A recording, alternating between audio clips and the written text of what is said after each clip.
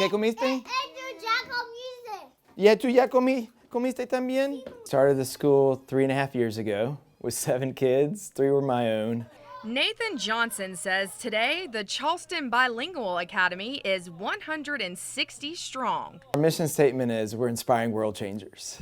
And we believe with all of our heart we're doing that, and we do it through our mission statement, which is through Christian, intercultural, language immersion education.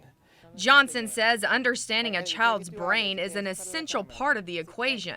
Research says bilingual children are more likely to learn more languages, build more cross-cultural relationships, and travel farther.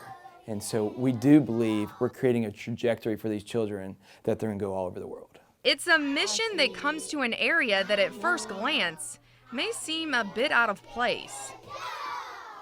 Why North Charleston and Park Circle? Because we wanted to reach a demographic that is in close proximity to people of all sorts of social classes, races, parent level of education, because all of those areas are irrelevant to the fact your child's a child genius. And so how can we bring different demographics together to look more like heaven and less like our neighborhoods? It's a tall order. It's funny, on the parent interviews, they'll often walk into the classrooms and just glaze over. And I quickly have to talk them through, wait, it's different for your child. You need English to breathe. They don't. But they aren't off the hook. He says it takes a village, that of parents and the teachers, to truly give the child everything he or she needs in order to make it all work. What we do know, they need time in the language. The more they're in the language, the faster they will acquire it.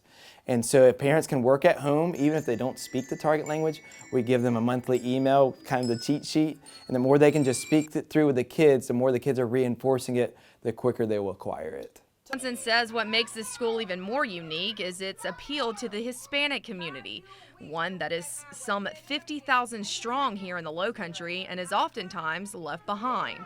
And then put that in perspective for a 5-year-old who's been exposed to just Spanish at home, arrives to kindergarten. It's all English. The child doesn't understand what's going on. They're not good at it. And it's human nature to, if you're not good at something, you're not going to like it.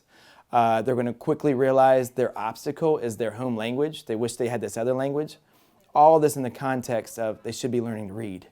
And they're missing that. The most pivotal thing you can learn in your academic career. And you fast forward a couple years, by 3rd grade, they understand they're conversational in English. They're rejecting their Spanish culture. They're losing their ability to speak Spanish, though they can still comprehend it. And they're still not really good at school, nor do they like school. Fast forward again, by high school, they speak okay English. They've totally lost their Spanish, and they're no good at, they don't enjoy school. They're not seeing success in school, and they would rather go pursue a job versus pursue something that they don't enjoy. So how exactly do you fix that?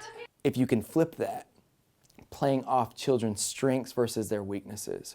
What if they were in a bilingual environment where half the day kids are deferring to them as their leaders? They understood, I'm following them. They take confidence in their culture, their heritage, their language. And another half of the day we flip the tables and they need to learn English. But they're learning English having now mastered their first language. Because research tells us if you don't master your first language, which for them is Spanish, you're going to struggle to ever master additional languages.